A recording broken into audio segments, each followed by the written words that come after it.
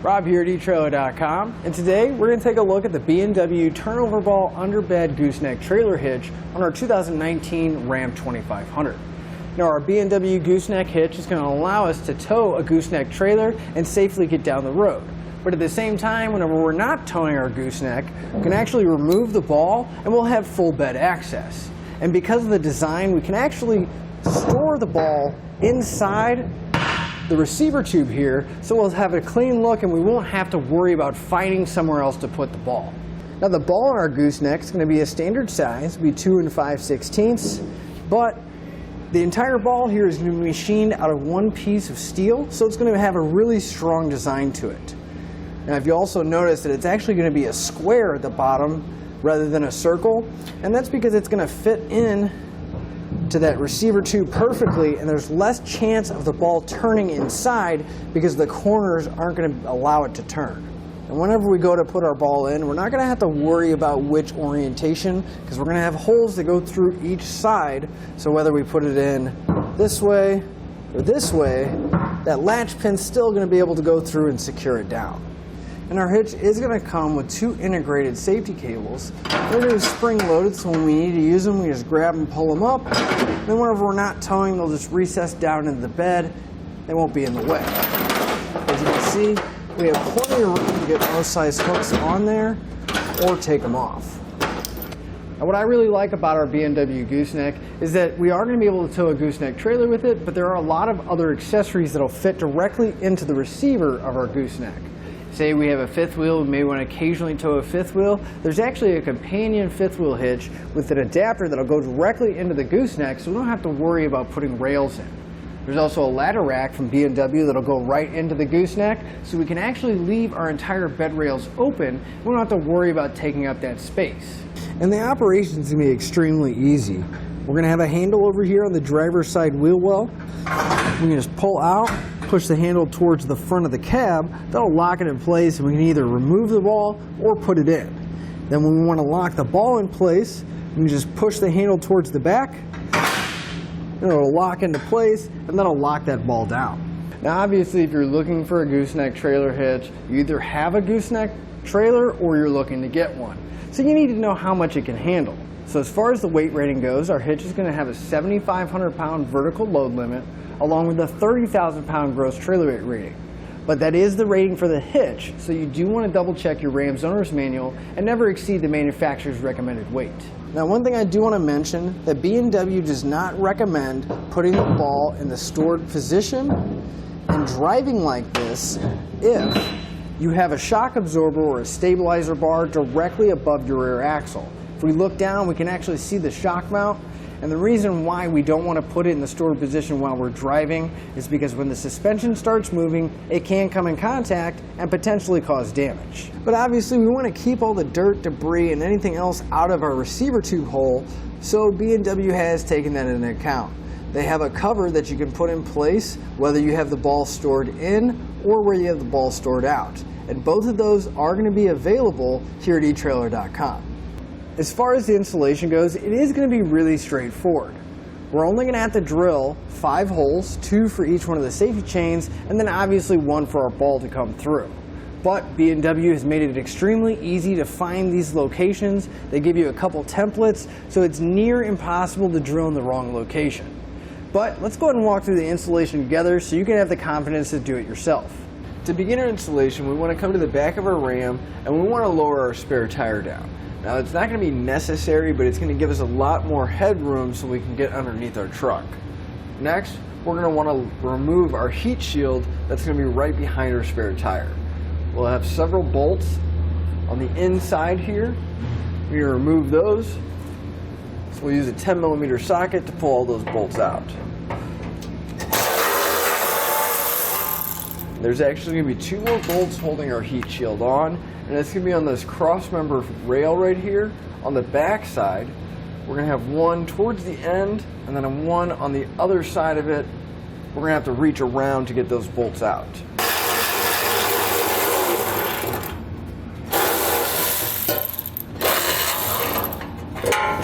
And we'll set this aside so we can reinstall it later. With the heat shield out of the way, that'll expose our exhaust hanger. Now we want to remove the hanger from the rubber isolator, so that way we have a little bit more room and the exhaust pipe isn't going to be right in the way. So I'm going to take a little bit of spray lubricant, I'm going to spray it on the hanger. Then I'm going to take a pry bar and I'm going to use the exhaust pipe to pry against so I can get that rubber isolator to slide off. That way we can always pull down and move our exhaust pipe if we need to. So now we want to grab our template out of our kit, and we're going to come to the center that's directly above our rear axle. We'll have this oval hole. Now if we look forward, we're also going to have these ledges right here. We'll have a round hole towards the passenger side front. Well, the idea of this template is that we want to line up this hole, this oval hole, with the hole that's going to be towards the passenger front, but we want to be on top of this plate here. So if we come in front of it, we'll lift it up, sliding it over the top. We want to line it up with the hole right here, and we'll see that it's not touching the bed yet, so we want to keep it in line and then push it up against the bed as high as we can get it so it's nice and flush. But at the same time, you want to make sure it's still lined up with the hole on the side here. Now once it's nice and tight against the bed, you want to either grab a marker or something that you can make a mark through the small hole in the center there. So you use a paint marker, and I'll remove the template, and we're going to drill out a pilot hole right there. Now I'm going to use a 1/4 inch drill bit to drill my pilot hole through the bed. Now we're going to come back after we have our pilot hole drilled and use a hole saw. So you want to make sure that you have a 3.5 inch hole saw available, or if you don't have one, you can use a saber saw, but you want to make sure you have a nice round hole whenever we go to cut. Now we can move up top and enlarge the hole to the final size. Again, I'm going to use a 3.5 inch hole saw to drill out that hole, and whenever you are doing it, you want to be just kind of careful, go a little slow, because you don't want your hole saw to start skipping around, scratching your bed.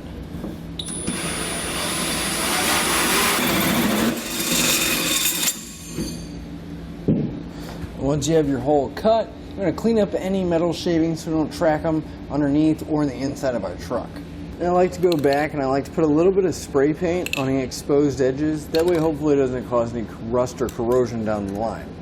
Now since we don't have a bed liner, I'm just going to be using clear spray paint. But if you have a bed liner, you can use black or clear, or basically whatever color. But this way, it'll protect it, but we're not going to change the color of our bed. Now, if we look underneath, we can see where our hole's cut out, and we want to pay attention to our cross member. We want to double check the inside and the outside of both the front and back. Make sure there's no plastic fasteners, there's no lines, or anything else attached to it. If it is, you just want to get a flat blade screwdriver, pop that clip out of the holes, and move the lines temporarily for now. Now in our kit, we're going to have 2 of these plates. They'll have 2 nuts welded onto them, and then on the bottom of the nut, we'll have this little flange. We want to put this above our cross member, and if we look, we're going to have several holes on each side. The 2 nuts are going to line up with the 2 outer holes here on each side of where we drilled, and we want to slide this on top of the cross member. Now it is a very tight fit, so you're going to want to come from the back or the front, and if we look up at the bed, we'll see we have a high spot and we have a low spot. If we start it in a high spot, we'll have more room and we should be able to slide the plate in there. But again, it's very limited, so you're just going to have to get a little creative on how you can swing that plate in there and getting it in. Once you get it past the cross member, there is a little bit more room, so don't worry about it getting stuck, because once it gets above, we will be able to move it around. Once you have it in above the cross member, you can see we got plenty of room to move it. We just want to get it as close as we can to line up with those holes so we can see the threads coming through. Now we're going to have another one of those plates and the same holes on the other side of this cross member plate, and we want to put that in as well. Now we're going to get ready to put our center section in place, but it is rather heavy, so you may want to get an extra set of hands, and I'd like to go over the combination of hardware just to hold it up before we get it in there. So we're going to lift it up, and these 4 holes that are on these flanges on our cross member here, those are going to line up with 4 holes that are in the hitch itself. We're going to use these large black bolts. We'll go through the cross member and into the hitch, and I'm going to be using at least 2 of these mounting locations just to hold it up for now. So we'll grab our center section. You want to make sure this little handle piece, it's going to have 2 square holes that need to be going towards the driver's side, and we want to have the socket facing up. So we're going to lift it up. Kind of want to start going over your exhaust. And there are some lines in the back here, so you kind of want to be careful, push them down out of the way. Lift up your center section, and you can see where those bolts are going to line up. I'm going to have an extra set of hands, at least put 1 bolt in there for me, so I don't have to worry about the hitch falling down. And we're going to use the same combination of hardware for all the remaining holes, the 2 on each side for the nut plates, and the 2 on the front of our cross member. You just want to be careful when you're starting these on the end here, because you don't want that nut plate to turn. And if it does, just very carefully want to turn it back so you can get both holes lined up.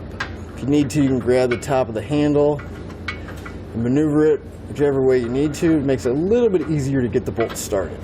And once you have all your hardware loosely in place, you want to come back up to the top of the bed, double check that your hitch is centered in the hole that we drilled, and we can go back underneath and tighten everything up.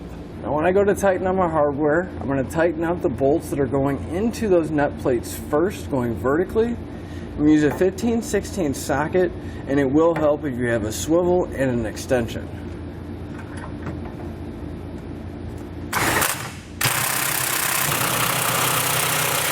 For the passenger side bolts that are going to that nut plate, it is going to be near impossible to get a tool on there with the exhaust in the way.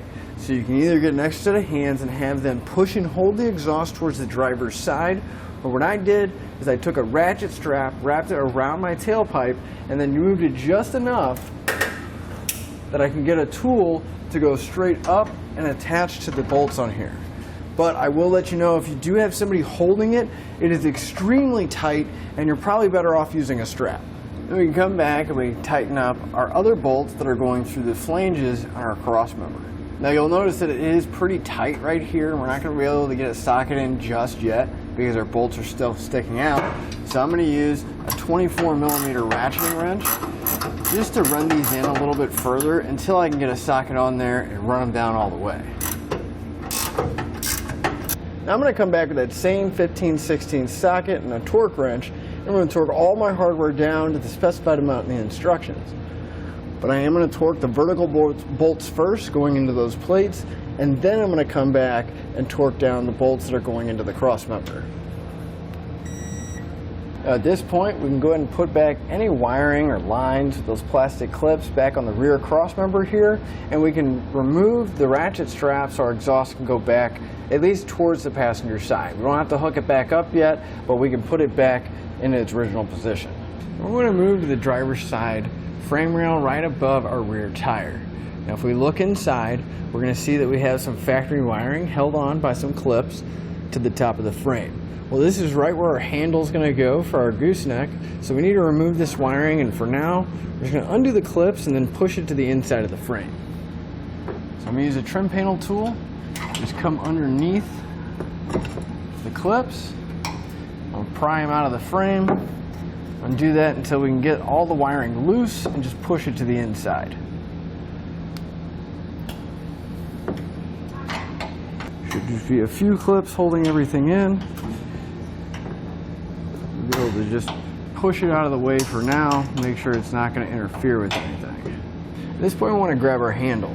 Now we'll notice we're going to have 4 square holes in it. That needs to get fed into the underside of our truck, but you want to make sure that you're clearing the wiring that's underneath there and that the handle is flipped up. We don't want to have our handle pointing down. We want to make sure that our handle's flipped up and we clear the wires as we feed it in. Now we just want to have it resting in there right now. We don't really need to get it in position because we got to go underneath and bolt everything up. So here's our handle where it came through from the outside of the frame. You just want to make sure you're clearing all those brake lines and electrical cables right here. So we want to grab our bracket and we're going to line up these two holes with our handle on the very end. We want to make sure we use the very furthest holes towards the end of the handle to bolt it up. So you want to make sure you clear the fuel tank strap right here, but you want to line up your handle with your bracket. And coming from the top, I'm going to drop down these carriage bolts through the handle and then make sure it goes through the bracket as well. Then on the other side, we're going to loosely secure a flange nut, just tight enough just to make sure that that bracket will stay secure and it's not going to fall. Now we do have two holes, so I'm going to put another carriage bolt and another flange nut in the other hole. Now we'll see that we have a handle section here on the actual center section of our gooseneck. Those two holes line up with our handle bracket, and we're going to use the same kind and combination of hardware. I'm going to pull the handle out just a bit, just enough to where I can get my carriage bolt to squeeze in. You just want to be careful and watch your fingers. If you're pulling it out, you don't want it to come back and snap you. We'll drop our carriage bolts in, line up our bracket, pass the bolts through, and then use those same flange nuts, just loosely get them in place for now. And you just want to come back with the 9/16 socket and tighten up your bolts and torque them down with the specification in the instructions. We'll come to the wheel well liner now that the handle is all hooked up. We'll grab the handle, pull outward, and we're going to push it towards the front of the truck. At this point, we want to move into the bed, and we're going to grab the ball. However, we want to make sure that the handle is in and engaged so that the ball doesn't drop all the way down. So we should see that rod going through the hitch. But we'll just place the ball on top of the rod. Then we're going to grab our safety chain U-bolt drill kit, guide. We'll slide it over the ball. And you want to make sure that the larger section is facing towards the tailgate. And you'll see how it's just going to fit on there.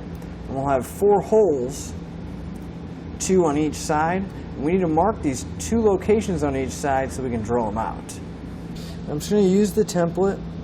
I'm going to go through the cardboard. I'm just going to use my drill bit just to make a mark in these 4 locations. Just enough to know where I need to drill. Now we can remove the template, move the ball out of the way, and we're going to drill out these 4 locations with a small drill bit to get our pilot hole started. Now 2 of the locations are going to go through the bed, but we're also going to have to go through the cross member. So the 2 holes towards the cab should go straight through, but then the 2 towards the back of the tailgate, it'll go through the bed and we'll feel it stop. You need to go through the cross member as well, so you just want to go through with your pilot bit. Now I'm going to come back with an 11/16 drill bit and enlarge all 4 holes to the final size.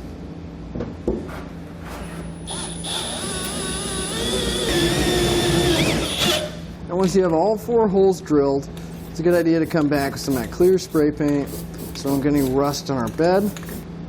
Then we want to grab our U-bolts, and we're just going to drop them down through each set of the holes. Now that we can see our U-bolts coming down through the hitch, we want to take our springs, we're going to take a large end, feed it up, and we're going to compress the spring enough, just sliding it past the edge of the bolt. We'll compress it up enough, high enough, that we can get a nut started on the bottom. But right now, we just want to get this started hand tight. Make sure that it's not cross-threading or anything. Just get it started, and we'll do that for the rest of the remaining U-bolts coming down. Once you have all your nuts on your U-bolts and the springs in place, we're going to grab a 15/16 socket, and we're going to tighten it up to where the nut is even with the bottom of the bolt.